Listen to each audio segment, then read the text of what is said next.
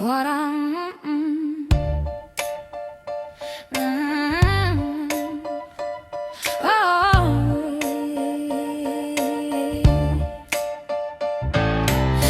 Wake up, tune in, little sunshine on your skin. Got a good day waiting. Come on, let's begin. Hello and welcome to Splendid365. I'm your host, Lisa Splendid, and this is episode 2, entitled Can't Go Back. One small sparkle lights the sky.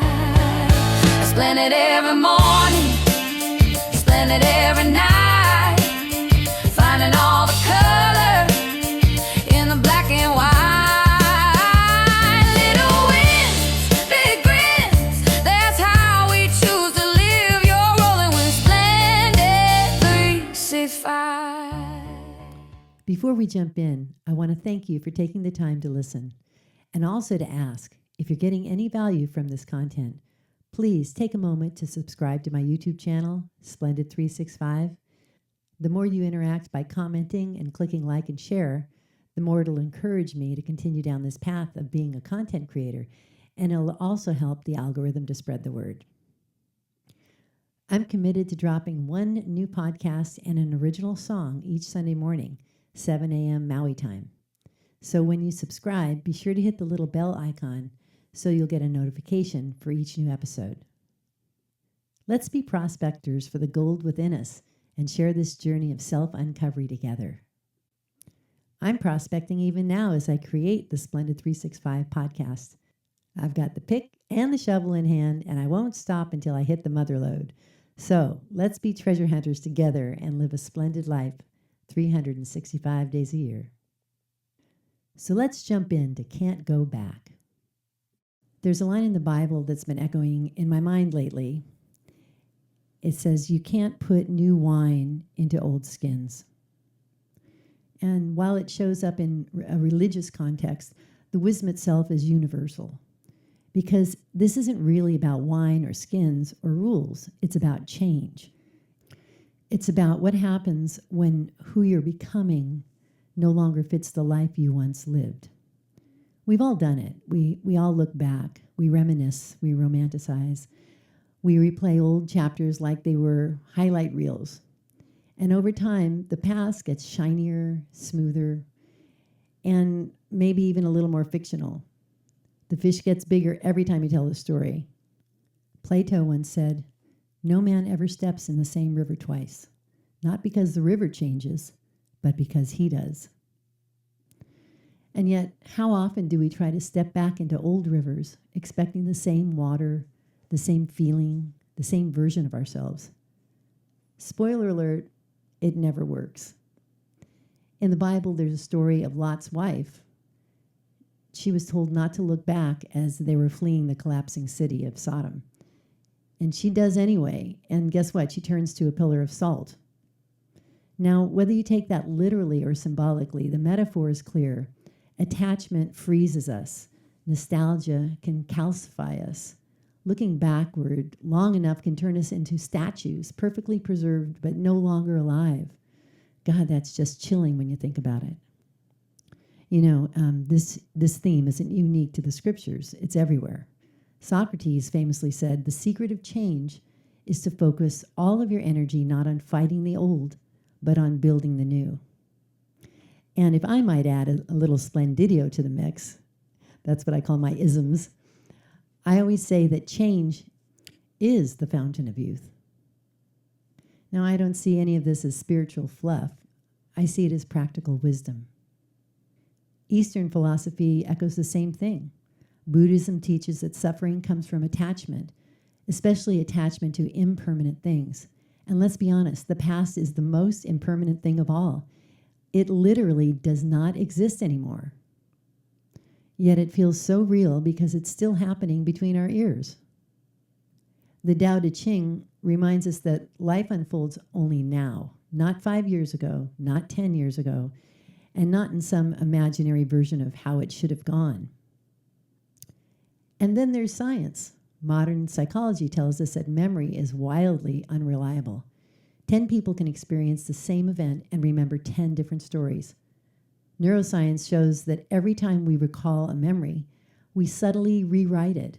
So the version of the past we're clinging to, it's already been edited repeatedly. In other words, we're often nostalgic for something that never actually happened the way we remembered it.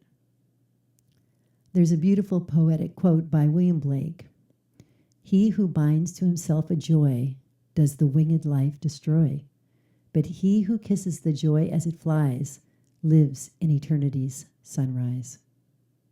Translation: enjoy the moment. Don't chain the past in your basement and expect it to stay magical. I know this personally. There were years when I lived more in memory than in reality, missing old roles, old relationships, old versions of myself. I mourned chapters that were beautiful but complete. And the longer I stayed there, the dimmer my present moment became. Eventually, I realized something liberating and slightly uncomfortable. I couldn't go back, not because I failed, but because I grew. Trying to squeeze your current self into your former life is like trying to squeeze into your 501s from 3 decades ago, and then blaming the jeans for not fitting. Neville Goddard, one of the great teachers of imagination and consciousness, said, "You must leave the evidence of the senses and assume the feeling of the wish fulfilled." In other words, stop negotiating with the past. Stop wrestling with what was. In fact, stop wrestling with what is. Just choose what's next and live from there. I love so much about what Neville taught, how we're dreaming the dream of life, and we have to envision the preferred outcome and not just see it in our mind's eye or hope for it or imagine it like you see a movie screen in your mind. No, it's more about you have to embody it. You have to feel it as though it's real, as though it's already happened. So, circling back to the past, letting go of the past doesn't mean drifting aimlessly in the present. There's a difference between being stuck in yesterday and consciously imagining a preferred future. When you allow yourself to feel into the future you desire, when you embody it, sense it, imagine it, you're not escaping reality, you're shaping it. Neuroscience shows that the brain doesn't clearly distinguish between vividly imagined experiences and real ones. Quantum physics suggests that observation and intention influence outcomes. Ancient mystics said it long before labs existed. What you consistently hold in your mind, you move toward. So the invitation isn't to live in the past, and it's not to deny the present.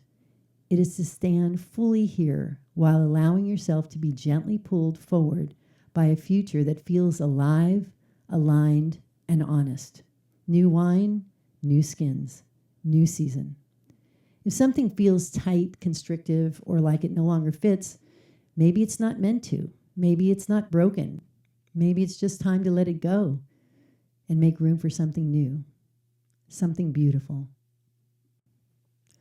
One of the most profound lessons I've learned along my journey is that every time I've become aware that I was holding on to something from my past, something or someone deeply rooted within my heart, it hurt to let go. Honestly, it felt just like a barbed hook being pulled out of my insides. Letting go of some things took years, and I cried buckets of tears. But, and there's always a but, letting go of the past made room for a new future. And as Dr. Joe Dispenza says, if you want to know your future, create it. Busy day, world so loud. You can still stand easy right there in the crowd. Take one deep breath, shake off that weight. Find that sweet groove, make today feel great. And that wraps up today's podcast, episode 2, Can't Go Back. But wait, just when you thought it was over, there's more. Each week when I drop a new podcast, I'll also drop a new Splendid original song as a companion to the episode. Today's song is called, guess what? Can't Go Back, and you're the first to hear it. I'm working hard to line up all the ducks, like getting my original songs on Spotify and other platforms where you can hear them. But for now, I'll make a Splendid365 playlist of all my originals on my YouTube channel, so you can listen to them there. Okay, so there's one last really cool thing I want to share with you. I recently moved to Maui to pursue my passions, health, fitness, music, pickleball, and now podcasting. Anyway, one of my pickleball friends happens to be a DJ, and he works at a local radio station called Mana'o Radio, 91.7 FM. As it turns out, he heard last week's release of my theme song, Splendid365, and guess what? It's going to be on the air tomorrow morning. Evidently, you can tune in from anywhere in the world, so be sure to give a listen to my musical debut here on Maui. Thank you so much for tuning in. I appreciate your time, and I am so looking forward to sharing more good stuff with you next week. So stay tuned. Hey, and be sure to click the like button. It really helps out the algorithm, as they say, and say something nice. You can share this with anyone you think who may benefit from it. And until next week, have a great week. Have a great day. And I really hope you enjoy the song, Can't Go Back. This is Lisa Splendid, and you're listening to the Splendid365 podcast. Bye for now. This day of your life might not have happened yet.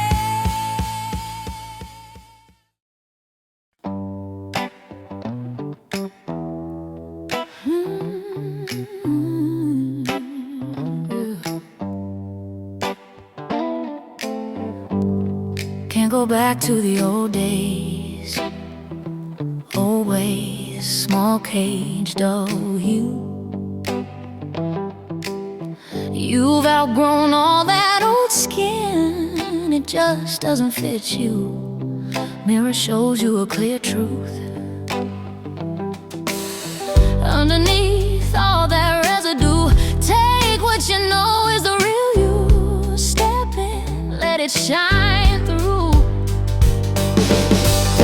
Can't go back to the old days, the old ways, done shrinking just to make more room. I'ma make today something great, something new. Give tomorrow me a better view. Yeah, yeah, yeah. Can't go back to the old days, the old ways. Heart open to a different mood. I'ma make today something great, something true. Live today in gratitude. Yeah. Every scar got a story, every loss gave a little clue. How to walk a bit lighter, how to see a wider view. Coffee, steam, quiet sunrise, little wins I once misused. Now I count every moment like they're golden, like they're proof. Can't go back to the old days, the old ways, done shrinking just to make more room. I'ma make today something great, something new. Give tomorrow me a better view. One breath, I'm here. 2 feet, I'm grounded. Name one thing I'm thankful for. Say it out loud, say it out loud.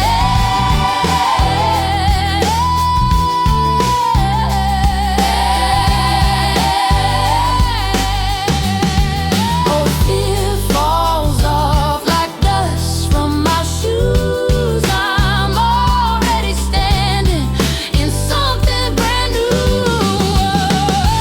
Can't go back to the old days, how the